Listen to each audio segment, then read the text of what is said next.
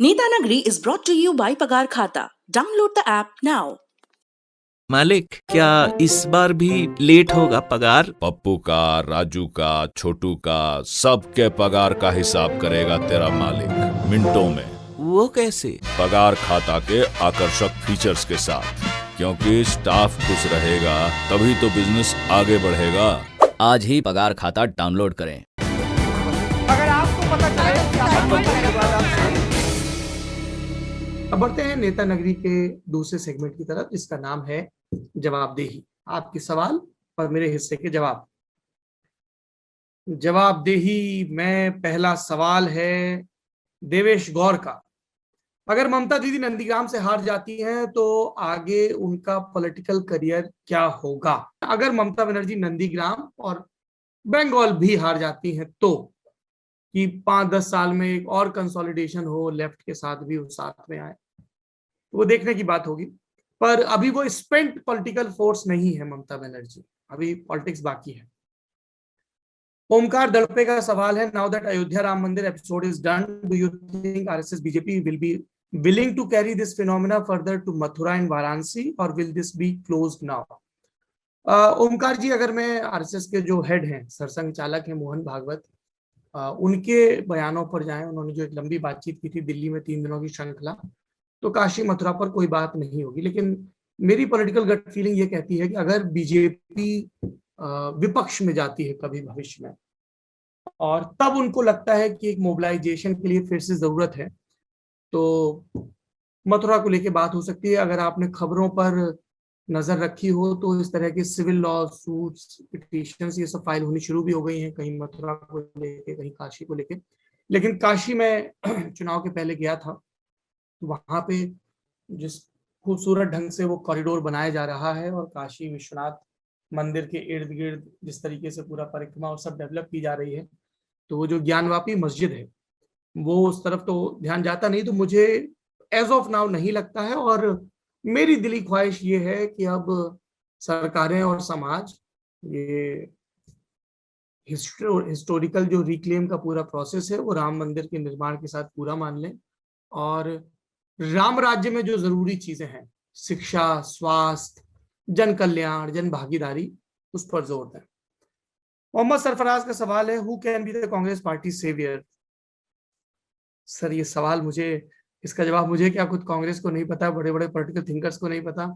अभी मैं गुवाहाटी में था, छत्तीसगढ़ के मुख्यमंत्री भूपेश बघेल से भी हमने यही सवाल पूछा कि क्यों आप लोग गांधी फैमिली के पीछे पड़े रहते हैं, भाई आप बन जाइए, कोई भी बन जाए।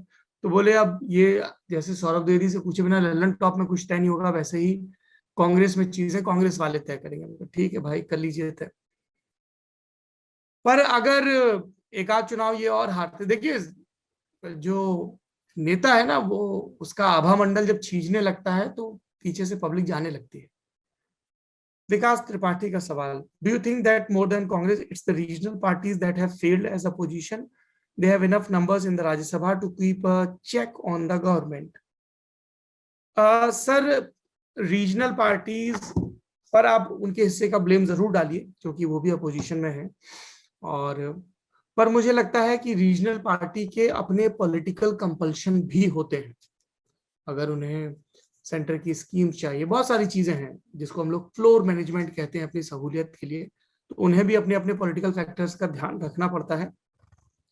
पर अगर कोई ऐसी पार्टी है जो सीधे बिल्कुल मुकाबले में खड़ी है, जैसे कांग्रेस या अभी टीएमसी दिख रही है, अगर वो एड़ियां गड़ा के लड़े और किसी मुद्दे को बड़ा बना दे, तब अपोजिशन पार्टीज को फेस सेवर के तौर पर ही they'll have to fall in line with the rest of the opposition camp.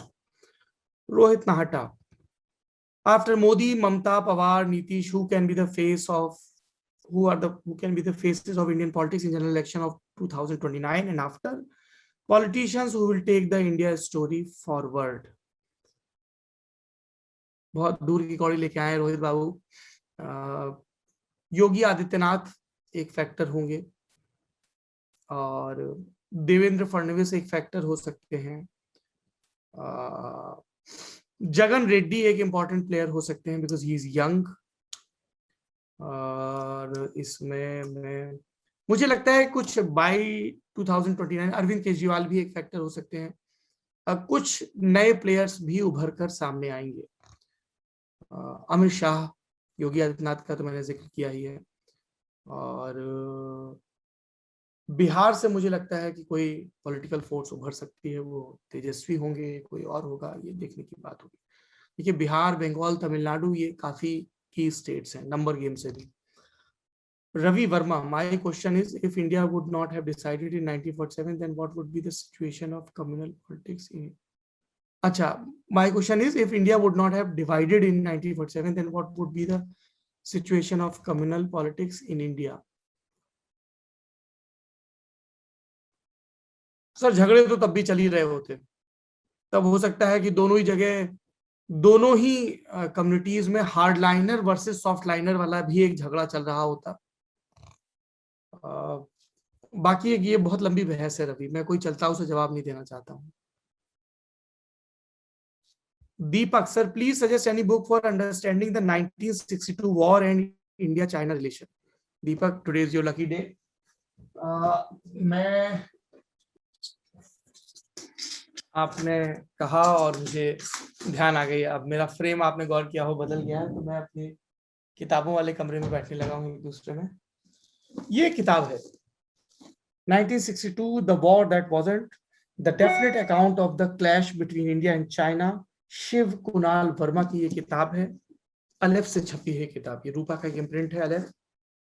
तो मुझे लगता है कि आपको ये किताब देखनी चाहिए। मैं आपको और भी लंबी फेहरिस्त बता सकता हूँ, पर एक से शुरुआत करिए। अगले सवाल की तरफ बढ़ते हैं। होज़ैफा मलिक का सवाल, any updates on your interview with Amit Shah? Huzaifa, हमने अपनी रिक्वेस्ट रखी है, दोबारा नए सिरे से रखेंगे, अभी I get back to Bengal.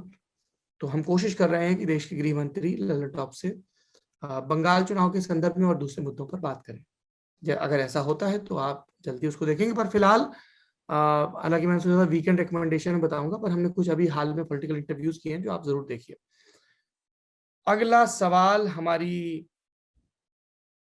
मित्र का है, जो हमारी मित्र भी हैं और हमारी लोकल गार्जियन भी हैं, और वो नाराज भी थी कि आपने हमारा सवाल नहीं लिया है।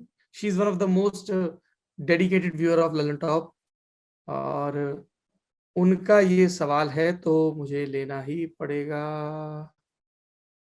आपने हमारा सवाल नहीं पूछा, ऐसा हमको कहा गया था। मिल जाइए वो सवाल भाई। हाँ, नेता नगरी के लिए हमारा सवाल, ये सवाल पूछा है शक्ति ने। प्रशांत किशोर का हमने इंटरव्यू सुना जिसमें उन्होंने बोला कि अगर भाजपा 100 का आंकड़ा क्रॉस करती है तो वो अपना काम बंद कर देंगे। आप बताएं, इस तरह के दावे क्या वोटर्स को प्रभावित करेंगे? क्या मंशा होती है इस तरह के दावे करने के पीछे? शक्ति जी, सबसे पहले तो ये माइंड गेम होता है, क्योंकि पॉलिटिक्स में परसेप्शन की लड़ाई बहुत महत्वपूर्ण होती है। जो फ्लोटिंग वोट है वो अक्सर मोमेंटम के साथ जाना पसंद करता है, वो बहती हवा के रुख में लाना पसंद करता है।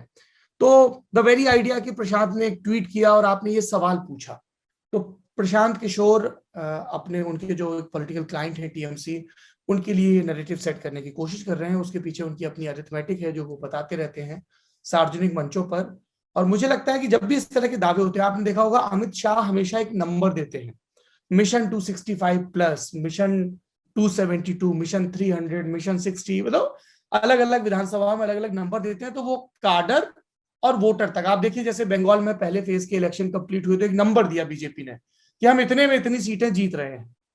तो वो इसीलिए दिया जाता है नंबर, ताकि एक मैसेजिंग हो और परसेप्शन का वॉर, मोमेंटम का वॉर जीतने में मदद मिले।